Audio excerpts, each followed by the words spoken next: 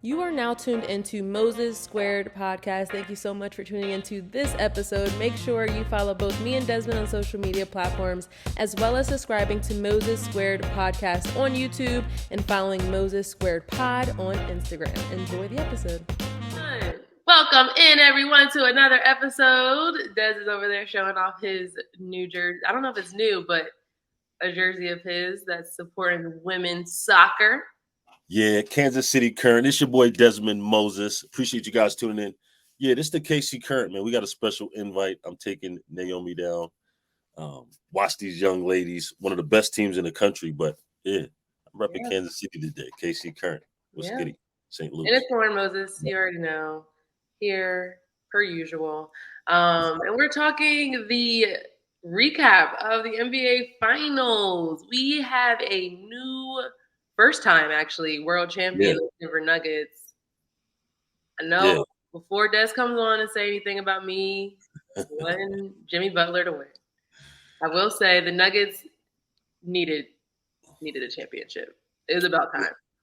You know what? It was. I think it was a year where it wasn't really that close. I don't think there was another team, Eastern Conference, Western Conference, that really gave the Denver Nuggets a run for their money. I mean, I think it just goes to show that, how good Jokic really is, why everybody's been waiting for Jamal Murray to return. This guy is exactly who they thought he was, maybe more.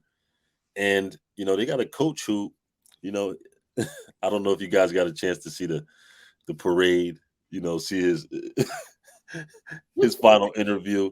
But as he stood at the podium, you talk about a brother with some flavor. Clearly got some flavor in him. I know he had a drink in him, but he got a little flavor in him. Clearly he's getting through to his players. They understand the X's and O's. That was one of the best built teams that I've seen. One of the easiest playoff championship runs I've seen in a very, very long time, Lo. Yeah, and I think that's what's weird about it, because it was the finals was memorable, but we kind of all expected the Denver Nuggets to pull it out. And think about it, like you said, Denver was the favorite in the West, and they're going up against a play-in team in the East.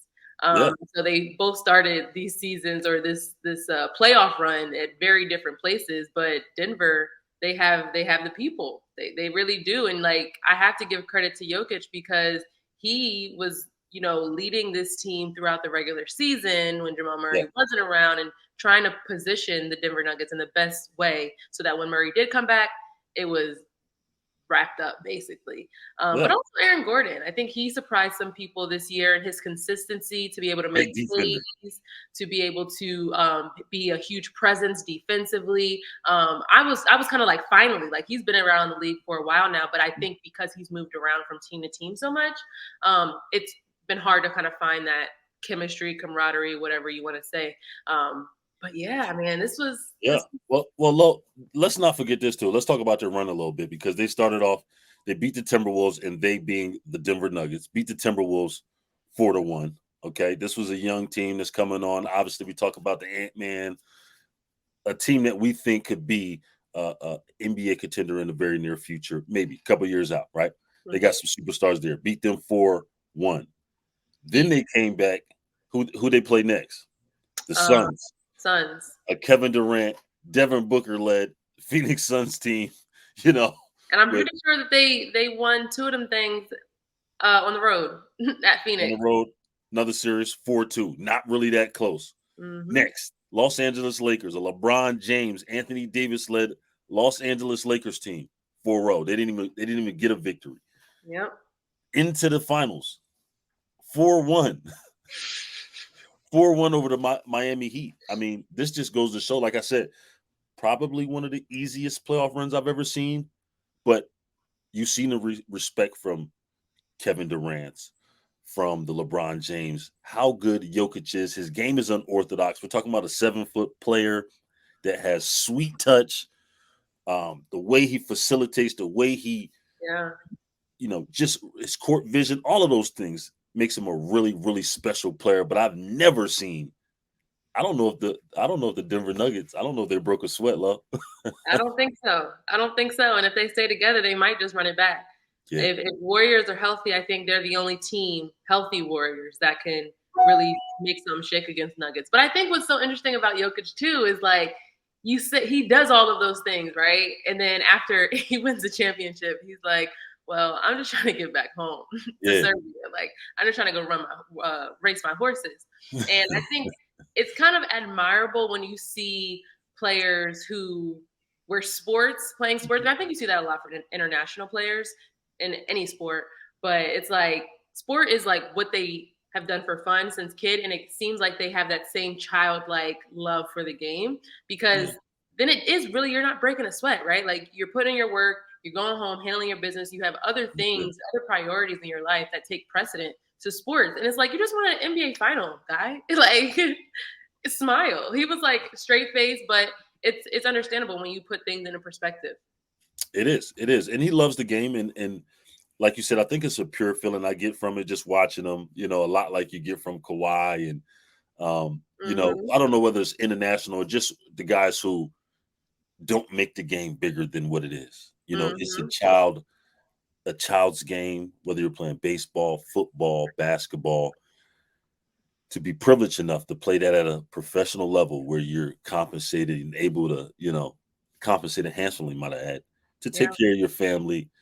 I think there's guys who, amongst the others, have that perspective coming from all walks of life, whether it's overseas, whether it's out tough neighborhoods, whether it's, from affluent neighborhoods. And you're just like, look, I'm not here for the money. I just want to play. We've seen it across the boards, but I think when you get that, especially from an athlete, it's something that's easy to say, hey, I really like this guy. I like the way he goes about his business. Even if you're not a huge fan of his game, which my fandom for Jokic game has grown, but he's been one of the most consistent players over the last 5 years easily. Two-time MVP, could have very easily been an MVP this year, arguably. Last person picked in the All-Star game this year as well. But all that to say, he came, he saw, he conquered. Yeah. Shout out to Jokic, shout out to the Denver Nuggets. One heck of a team. They're not done. I mean, they've been putting this run together, just waiting on Jamal Murray. I mean, for the past 3-4 years since the bubble. Yeah, and Jamal Murray said that they should have probably gotten one already. Yeah. If obviously he was healthy. Yeah. Well, that's the Denver Nuggets. I do want to throw a wrench into our rundown because there's been a name that's been swirling around in free agency, and I'm just curious. His name's Bradley Beal, Washington Wizards guard. He's been there for over 10 years. I'm not exactly sure the number, but he is on the market right now. Okay. And I'm hearing teams like Milwaukee Bucks, Miami Heat, Sacramento Kings. When you look at a guy like Bradley Butler, who's point guard, can be on the wing, Bradley Beal, sorry, yes. What did I say? Butler. Bradley Butler, you trying to mix Jimmy and Brad. Now that's a hell of a player now. You get Jimmy and Brad, you put them But that's what I'm saying. We talking about Miami being one of those teams. Bradley Beal is a kind of a shift guard that can play several positions 1 through 3, and he can defend. Who would you like to see him play with? It's about time he gets to a playoff series. Like, you know what, man? Did you say Portland? Portland's one of those teams. I don't know if Dame will be there, if he won't. I think Portland is one of those teams that's in conversations as well. I don't know if he'd quite be enough to take them over the edge either. But I would say, for a guy like Bradley Beal, I really enjoy his game. I think he has some superstar juice left in him. Mm-hmm. He needs a guy who can go and get their own alongside of him, mm-hmm. Or is that a really good companion, I would say, in the sense that Bradley Beal's ball dominated. He's ball dominant, but he can really, he got a great feel for the floor. He got a great just feel for the game. So if he can get another guy that has that high IQ, I think they could do something, but I don't know. I think he has to go somewhere and be implanted into a team for him to have that success. I don't think you can surround him with those guys. Mm-hmm. I think it just take too many pieces. Okay. Yeah, I think off the top of my mind, I was just thinking like, oh, Miami would be sweet. And honestly, I kind of like him in Sacramento. I feel like they have a head coach out there who has some fire. He's gotten his team playing the best that anybody expected them to be at this point. Yeah. And so I think he could be the leadership that they need with so many young guys around him, but don't know if that leads to a championship. He Or might need to take a little pay cut, but what a better fit than the Milwaukee Bucks? I mean, you're yeah, talking about a guy with Giannis. They have all the veteran leadership. They got big men, they got depth. Imagine you put one more score around those guys who, when Giannis goes to the bench, honestly, Middleton, he's a guy who I really, really like. He's had some injury issues, but if you could put a guy alongside him, I don't know if you'd be able to keep all of the pieces and Drew Holiday and some of those other guys, but if you could put a guy who's a real scorer and defender, maybe replace a Drew Holiday, get a little more scoring attack. Giannis, Middleton, the big man in the middle. Come on. Yeah. I like it. I think that could be a really good fit, championship type fit. Yeah, for sure. All right. Well, there was some other news during the NBA Finals. There was always something happening. Obviously, we talked about Ja Morant, his suspension, his off the court consequences haven't really been released yet because they wanted all the lights to be on the NBA Finals. However, Zion Williamson came out the woodworks. Zion came out he said, "Oh, he came out the cut. I'm putting on a sideshow for y'all." He said, "Oh, NBA Finals, who? Where? I got a baby on the way." Yeah. So what's up with Zion? What's up with your boy? I spent some time down in New Orleans. Look, first off, y'all chill on Zion diet. The most I ever weighed in my life was down in New Orleans. Them beignets, the po' boys, the shrimp. You're gonna put on 10 to 15 easily. Yeah. So for the people that's like, yo, he needs. That's a fact. He does. He got to discipline. He got to lock in, but it's hard to do down there in New Orleans. So you know what's interesting? I feel like Luka always loses a whole bunch of weight during the offseason. Like, I don't know if you've seen a picture that just came out of him. He's like string bean. I'm like, Luka Doncic? Yeah. Nah. Haven't seen it. Yeah, I gotta send it to you. It's like in the offseason, he always is, I don't know what his routine is, but he always loses a whole bunch of weight. Anyway, Zion Williamson came, posted on Instagram with his girlfriend, baby mama to be, and announcing, that he has a child on the way. And if you are out here with a roster, then other women might come out the woodworks. And that is exactly what happened to Zion. And they popped out. They were upset. They were hurt, brokenhearted. And so I have so many thoughts about it, right? So, like, on one hand, let's start with Zion, right? Okay. Nobody has ever seen, social media wise, right? Like, no one's ever seen the girlfriend before. Right. And so popping out like, oh, I'm pregnant. Cool. That's your business. Cool. Right. When you have a roster, are you not considered, like, that's just not considerate? You could at least have given them a heads up. I can't say I have personally never been in that, or had a roster or anything like that. But I will say, this brother got a lot going on. I had a off-field incident a while back with some, young ladies. They got the Twitter in, and it was, I don't even know if you know about this, but good time in LA, got the Twitter in, long story short, it got back to the organization. They like, yo, is everything okay? Like, mind you, these teams are like federal agents.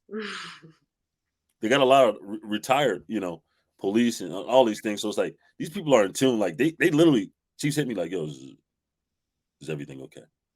Like, you're doing too much right now, essentially. Yeah. So for Zion, I think it's one of those things. This is a bad timing for him because, we talked about in a lot of the talks surrounding Zion isn't his game anymore. It's not the high flying dunks anymore. It's becoming a distraction for a number of different reasons. We talked about his weight. We talked about his health. Now we're talking about his baby mothers. It's like for the New Orleans Pelicans, they want to talk about Zion Williamson being the best player. Who hasn't been on the court.